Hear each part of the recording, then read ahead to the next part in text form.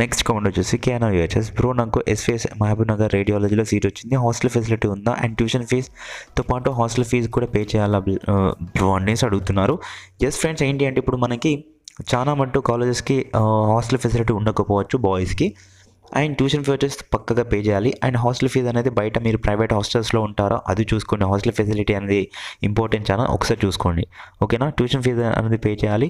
And hostel fee అనేది in case కాలేజ్కి attached hostel ఉంటే అందులో ఉండొచ్చు, లేదంటే బయట హాస్టల్స్లో కూడా మీరు ఉండొచ్చు. నెక్స్ట్ కామెంట్ వచ్చేసి అన్న ఫస్ట్ ఫేజ్లో సీట్ వచ్చింది కానీ కాలేజ్ బాగాలేదు, సెకండ్ ఫేజ్కి వెళ్ళాలి అంటే కన్ఫర్మ్గా ఒరిజినల్ సర్టిఫికేట్ ఇస్తే మళ్ళీ వాళ్ళు మనకి రిటర్న్ ఇస్తారా, ఇవ్వరు కదా మళ్ళీ ఫీజు కూడా అని చెప్పేసి అంటున్నారు. అట్లా ఏముండదు ఫ్రెండ్స్.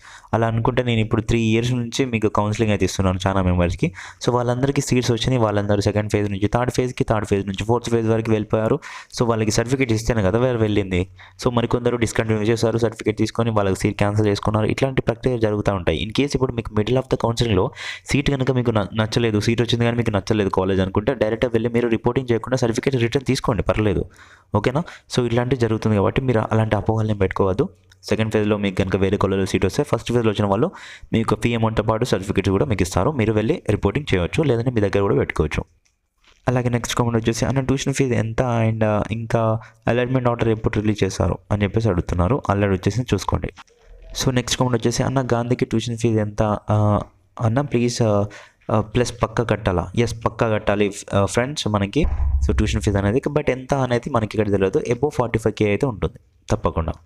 నెక్స్ట్ కామెంట్ వచ్చేసి బ్రో ఫస్ట్ ఫేజ్లో సీట్ వచ్చింది, వాళ్ళు సెకండ్ ఫేజ్ వెబ్ ఆప్షన్స్ పెట్టుకోవచ్చా అండ్ ఫస్ట్ ఫేజ్లో సీట్ ఉంటుందా బ్రో అంటున్నారు. సెకండ్ ఫేజ్ వెబ్ ఆప్షన్స్ పెట్టుకోవచ్చు, కానీ సెకండ్ ఫేజ్లో కనుక సీట్ వచ్చింది అనేసి అనుకుంటే ఫస్ట్ ఫేజ్లో వచ్చిన సీట్ క్యాన్సిల్ అవుతుంది.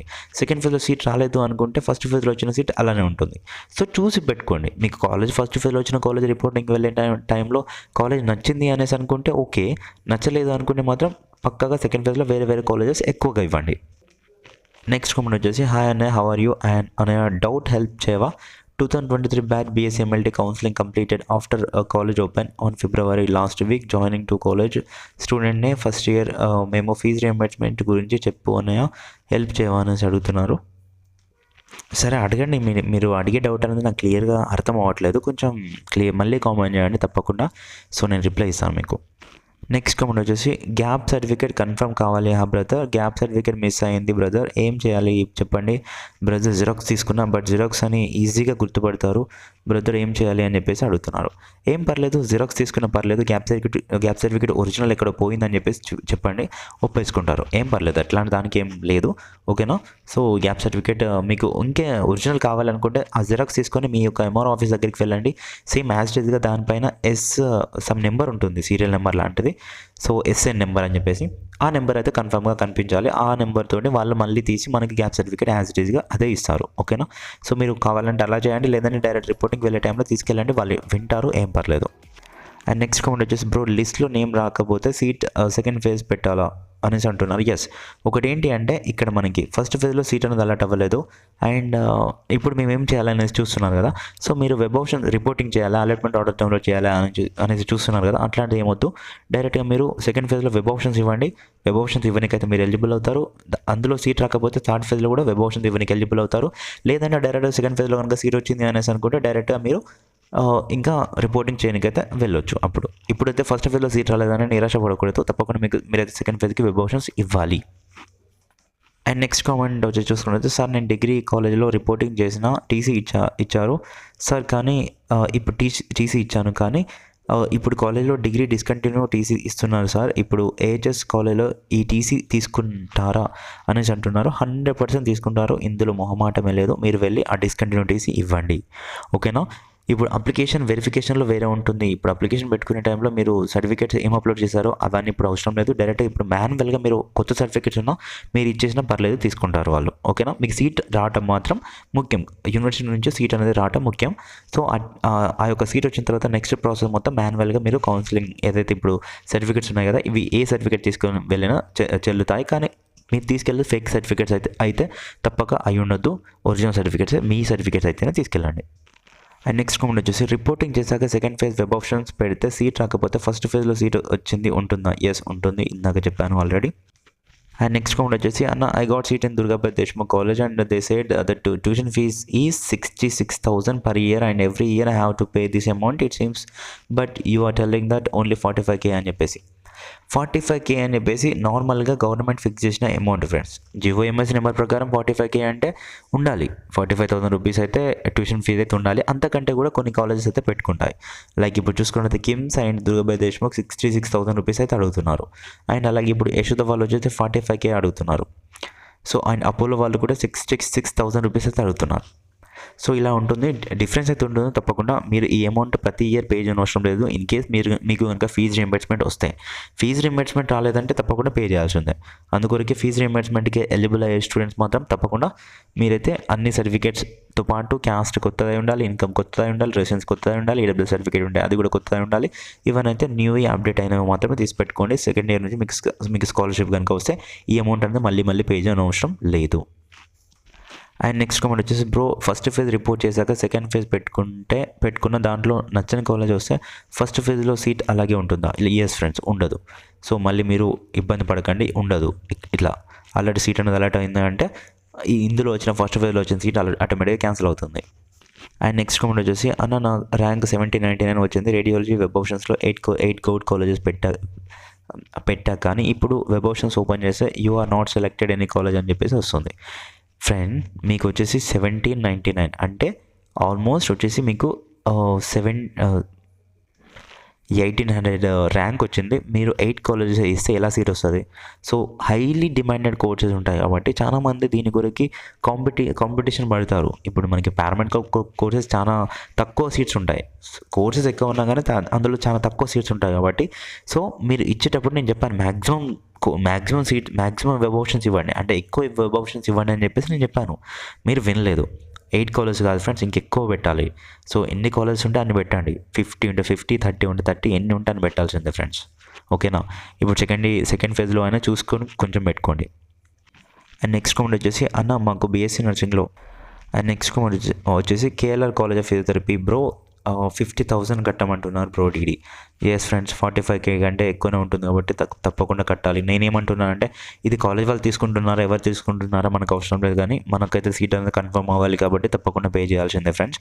ఇది ఫస్ట్ ఇయర్లో పే చేస్తారు. In case fees reimbursement students డబ్బులు ఉన్న వాళ్ళు అయితే ఇంకా ఎవ్రీ ఇయర్ పే చేయడానికి కూడా మొహమాట పడరు. అండ్ ఈ అమౌంట్ ఇప్పుడు మీలాగా ఇప్పుడు కామెంట్ చేసి అడుగుతున్నారంటే తప్పకుండా డబ్బులు లేని వాళ్ళు అయి ఉంటేనే అడుగుతారు, మన మిడిల్ క్లాస్ వాళ్ళు అయి ఉంటేనే అడుగుతారు కాబట్టి నాకు తెలుసు.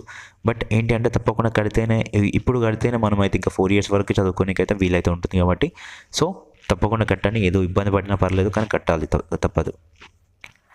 నెక్స్ట్ కామెంట్ వచ్చేసి బ్రో మెసేజ్ రాలేదు అంటే సీట్ రాలేనట్ట అనేసి అడుగుతున్నారు. నో ఫ్రెండ్స్, అలా పొరపాడితే మాత్రం మీకైతే ఇంకా సెకండ్ ఫేజ్ నుంచి అయితే సీట్ కూడా రాదు. సో మెసేజ్ పైన ఆధారపడకూడదు. మీ యొక్క రోల్ నెంబర్, మీ యొక్క ర్యాంక్ అండ్ మీ యొక్క ఓటీపీ కొట్టేసి మీకు అలాట్మెంట్ ఆర్డర్ అనేది డౌన్లోడ్ అవుతుందా, లేదు అంటే కాలేజ్ వైజ్ అలాట్మెంట్ లిస్ట్లో మీ యొక్క నేమ్ ఉందా అనేది తరఫుగా వెరిఫై చేసుకోండి. ఎందుకంటే ఇప్పుడు కనుక సీట్ వచ్చింది అనేసి మీకు మెసేజ్ రాలేదు ఆల్రెడీ, కానీ మెసేజ్ సిగ్నల్ పరంగా రాదు ఫ్రెండ్స్ చాలాసార్లు. అండ్ ఇప్పుడు అలర్ట్ అనేది సీట్ అనేది అలర్ట్ అయింది ఆల్రెడీ, కాలేజ్ వైజ్ అలాట్మెంట్ లిస్ట్లో మీ యొక్క నేమ్ ఉంది అంటే మీరు ఇప్పుడు రిపోర్టింగ్ చేయలేదు అనేసి అనుకుంటే రిపోర్టింగ్ టైం అయిపోయిన తర్వాత సెకండ్ ఫేజ్కి మళ్ళీ మీకు వెబ్ ఆప్షన్స్ పెట్టుకోనికి ఛాన్స్ ఉండదు. సో అట్లాంటి ఇబ్బంది అవుతుంది కాబట్టి అట్లాంటివి చేయమాకండి. అండ్ నెక్స్ట్ కామెంట్ వచ్చేసి అన్నయ్య అప్లికేషన్ చేయడానికి ఛాన్స్ ఉందా సెకండ్ ఫేజ్లో అని చెప్పేసి అడుగుతున్నారు. నో ఫ్రెండ్స్, మళ్ళీ మనకి ఛాన్స్ అయితే లేదు. నేను ఆల్రెడీ చెప్పాను అప్పుడే అప్లికేషన్ చేసుకోండి అని చెప్పేసి. అండ్ నెక్స్ట్ కామెంట్ వచ్చేసి కాలేజ్ స్టార్ట్ అయ్యాక మళ్ళీ ఏమైనా ఫీజు కట్టాలా బ్రో అనేసి అడుగుతున్నారు. లేదు ఫ్రెండ్స్, మళ్ళీ మనకి ట్యూషన్ ఫీజు తప్పించి ఇంకా ఎలాంటి అమౌంట్ అయితే కట్టడానికైతే ఛాన్స్ అయితే లేదు, అవసరం కూడా లేదు అంతగా. అండ్ నెక్స్ట్ కూడా వచ్చేసి bro BPT only first year 45K కట్టాలా, తర్వాత సెకండ్ ఇయర్ నుంచి ఫ్రీ అనేసి అంటున్నారు. ఎస్ ఫ్రెండ్స్, మనమైతే సెకండ్ ఇయర్ నుంచి ఫ్రీ అయి ఉంటుంది, కాకపోతే ఫీజు మీకు స్కాలర్షిప్ కనుక వస్తే ఫ్రీ ఉంటుంది. స్కాలర్షిప్ లేదు అంటే తప్పకుండా ఈ అమౌంట్ అయితే ప్రతి ఇయర్ కట్టాల్సిందే. అలాగే నెక్స్ట్ కామెంట్ వచ్చేసి బ్రో ఆన్లైన్ పేమెంట్ 28 వరకు చేయవచ్చు అనేసి అంటున్నారు. ఎస్ ఫ్రెండ్స్, 28 వరకు చేయవచ్చు, కాకపోతే డీడీ అనేది తీసే టైంలో చాలా లేట్ అవుతుంది కాబట్టి మీరు కొంచెం అయితే ఫాస్ట్గా వెళ్ళండి. లైక్ 27th వరకే రిపోర్టింగ్స్ అనేవి కంప్లీట్ చేస్తే బెటర్. ఇంకా మీ దగ్గర డీడీ అనేది ఉంటే 28th రోజు మార్నింగ్ కంప్లీట్ చేస్తే బెటర్.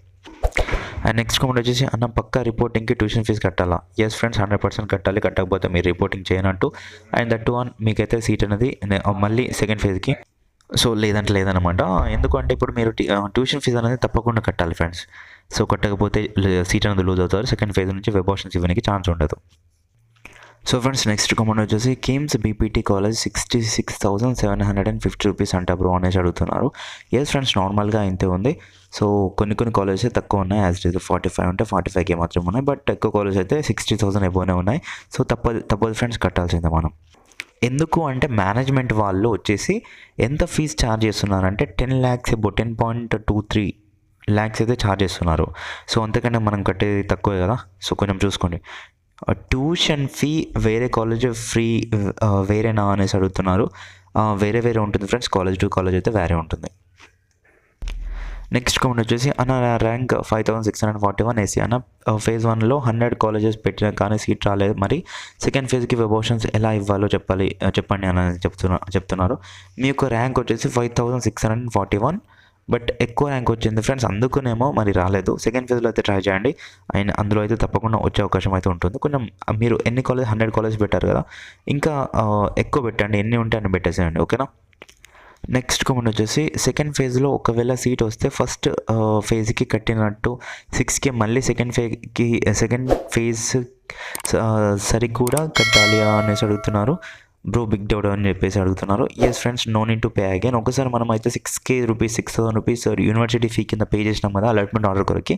సో మళ్ళీ మనం అయితే పే చేయడానికి అయితే అవసరం లేదు, ఒక్కసారి పే చేస్తే సరిపోతుంది. Second phase, third phase, mop up phase, stay vacancy phase వరకు కూడా ఇది ఉంటుంది. అండ్ నెక్స్ట్ కామెంట్ వచ్చేసి అన్న మనకి ఒకవేళ ఫ్రీ సీట్ వస్తే హాస్టల్ ఫీ కూడా గవర్నమెంట్ కడుతుందా అనేసి చెప్తున్నారు. నో, లేదు ఫ్రెండ్స్, అట్లాంటిది ఏం లేదు. నెక్స్ట్ కామెంట్ వచ్చేసి బ్రో ఫోన్లో బ్యాలెన్స్ లేవు, సో మెసేజ్ రాలేదు, బట్ ఫేజ్ 1 లిస్ట్లో నా నేమ్ ఉంది. చెప్పాను కదా ఫ్రెండ్స్, ఇందాక ఒకరు అన్నారు మెసేజ్ రాకపోతే మనకి కనుక సీట్ రానట్టేనే అని చెప్పేసి. ఇట్లాంటివి జరుగుతాయి, ఓకేనా. అలాట్మెంట్ లెటర్ ఎలా తీసుకోవాలి బ్రో రిప్లై అని చెప్పేసి అడుగుతున్నారు. అలాట్మెంట్ ఆర్డర్ కొరకు నేను మీకు సీట్ వచ్చిన రోజు నేను వీడియో చేశాను, సీట్ అలాట్మెంట్స్ రిలీజ్డ్ అని చెప్పేసి. సో ఆ వీడియోలో చెప్పాను, చూసుకోండి ఒకసారి. అండ్ నెక్స్ట్ కామెంట్ వచ్చేసి ఫేజ్ 1 వాళ్ళ అందరికీ రిపోర్టింగ్ డేట్స్ 27, 28 బ్రో అనేసి అడుగుతున్నారు. 26, 27, 28 ఆఫ్టర్నూన్ వరకు మాత్రమే టైం ఉంది. సో ఫ్రెండ్స్, ఇందుతో అయితే వీడియో అయితే ఎండ్ చేసేద్దాం, ఎక్కువ లెంత్ అయిపోయింది ఇప్పటివరకు, ఓకేనా. Thank you friends, thank you for watching this.